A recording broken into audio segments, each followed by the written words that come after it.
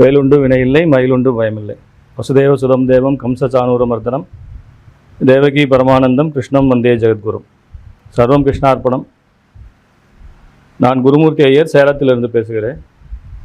SK astro ஆன்மீக channel மூலமாக உங்களை சந்திப்பதிலே எனக்கு பெருமகிழ்ச்சி அடைகிறேன்.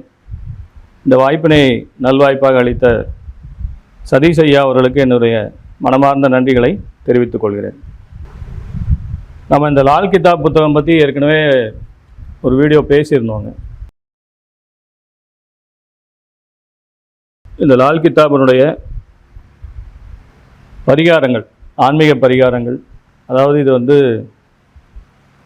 இந்த நடைமுறை பரிகாரங்கள் அப்படிங்கிறது வாழ்வியல் பரிகாரங்கள். போன வீடியோவில் முக்கியமாக இந்த பாவகிரகங்கள் 4 கிரகங்களை பற்றி நாம் பேசியிருந்தோம்.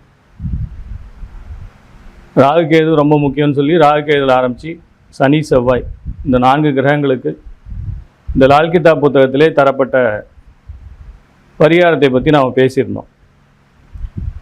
அதனுடைய தொடர்ச்சியாக மீதி 5 கிரகங்களை பற்றி பார்க்கலாம். ஸோ இதற்காக நமக்கு ஃபோன் செய்து கேட்ட அனைத்து வாடிக்கையாளர்களுக்கும் என்னுடைய நெஞ்சார்ந்த நன்றிகளை தெரிவித்துக் கொள்கிறேன். தொடர்ந்து நமக்கு சப்போர்ட் பண்ணுங்கள். இது போல் நிறைய வீடியோக்கள் எஸ்கே அஸ்ட்ரோ மூலியமாக நாம் வெளியே கொண்டு வரலாம். அந்த வரிசையிலே அடுத்த கிரகமாக சுக்கிரன் என்கிற கிரகத்தை எழுதிக்கொள்ளும். சுக்கிரன் எழுதிக்கோங்க. ராகுகேது முடிஞ்சுது, சனி முடிஞ்சுது, செவ்வாய் முடிஞ்சுது. அந்த வரிசையிலே சுக்கிர திசை நடப்பவர்கள் யாராக இருந்தாலும் சுக்கிரனுடைய சாரம் பெற்ற கிரகம் திசை நடத்தும் போதும் இந்த பரிகாரத்தை நீங்கள் செய்யலாம். ஏன்னா சுக்கிர திசை அப்படிங்கிறது எல்லாருக்குமே யோகத்தை செய்கிறது இல்லைங்க. அவருடைய ஆதிபத்திய ரீதியாகவும் மற்றும் அவர் பெற்ற சாரம், கிரக சேர்க்கையில் இந்த மாதிரிலாம் இருக்கும்போது அவர் நிறைய பேருக்கு துர்பலன்களை செய்கிறார் என்பது கண்கூடான விஷயம். அதுக்கு என்ன பரிகாரம் பண்ணலாம் அப்படிங்கிறத பார்க்கலாம். நீல நிற மலர்கள், இந்த சங்கு புஷ்பம்லாம் இருக்கும், பார்த்தீங்கன்னா தெரியும். இந்த சங்குப்பூன்னு சொல்லுவாங்க. அதே போல் சின்ன சின்ன மலர்கள், இந்த தும்பை போன்ற சின்ன மலர்கள் நம்ம கொடிகளில் படர்ந்துருக்கும். சனிக்கு கூட அந்த நீலோத்பலம்ங்கிற ஒரு மலர் அந்த நீர்ப்பாங்கான பகுதியில் வளரக்கூடிய நீல நிற மலர்கள் எதுவாக இருந்தாலும் சரி. ஒரு சில ஆர்கிட்லாம் ப்ளூ கலரில் பூக்குங்க. அந்த மலர்களை தினம் ஒரு மலரை தலையை சுற்றி சாக்கடையில் போட வேண்டும். இது கொஞ்சம் வித்தியாசமாக தான் இருக்கும், பட் ஆனால் இது உண்மையிலே மிகச்சிறந்த பரிகாரம். நல்லா வேலை செய்யுதுங்க. அதாவது ஏற்கனவே நம்ம சொன்னதெல்லாம் தூய்மையான நீரில் ஆற்றில் போட சொல்லியிருந்தோம். ஆனால் சுக்கிரனுக்கு மட்டும் இங்கே சாக்கடை நீரில், கழிவு நீரில் போட சொல்லியிருக்காங்க. நீல நிற மலர்களை தலையை சுற்றி கழிவு நீரிலே போட்டு விட வேண்டும். இது 43 நாளைக்கு இந்த பரிகாரத்தை செய்யணுங்க. 43 நாள் செஞ்சால் சுக்கிர திசையினுடைய கெடுபலன்கள் வெகுவாக குறைவதை நாம் கண்ணார பார்க்கலாம். பொதுவாகவே சுக்கிரன்கிறது அலங்கார பிரியருங்க. சுக்கிரன்கிறதே அந்த படோடாபம், பகட்டு, அலங்காரம், பெர்ஃப்யூம்னு சொல்கிறதுங்க. சென்ட்டு, பெர்ஃப்யூம் இந்த மாதிரி விஷயங்களை நீங்கள் நிறையா பயன்படுத்தணும். புதிய ஆடைகளை அடிக்கடி உடுத்தணுங்க. கோயிலுக்கு போகிறது, புதிய ஆடைகளை உடுத்துவது, ஆற்று நீரிலே அடிக்கடி குளித்து புதிய ஆடைகளை போட்டுக்கொண்டு பகவானை போய் தரிசனம் பண்ணுறதுங்க.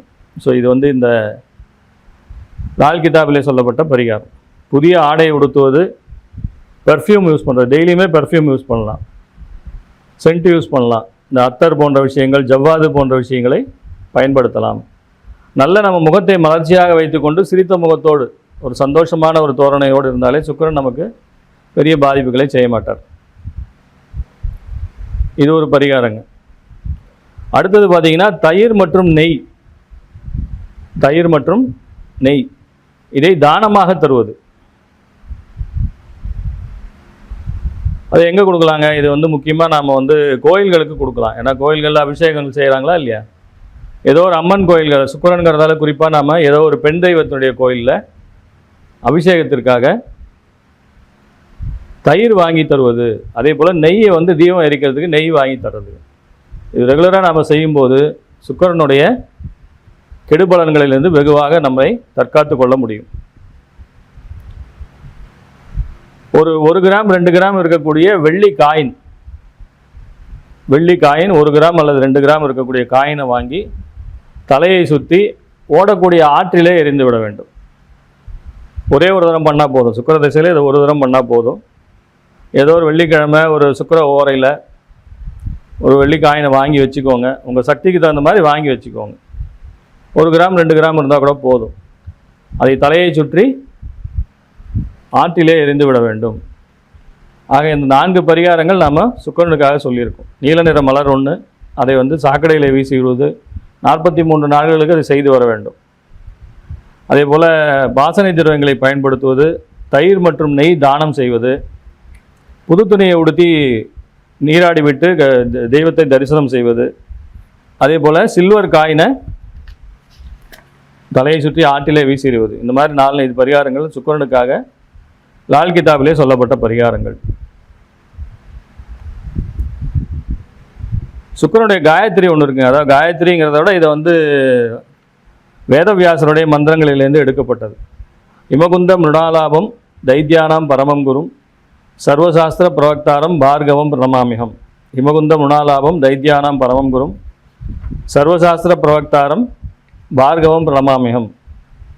இந்த மந்திரத்தை தினம் 20 முறை காலையிலே குளித்து விட்டு சூரிய நமஸ்காரம் செய்துவிட்டு கிழக்கு நோக்கி கைகளை மேலே தூக்கி சுக்கிர பகவானை மனதிலே எண்ணி அவருக்கு இந்த காயத்ரியை 2 லைன் தான் இருக்குது.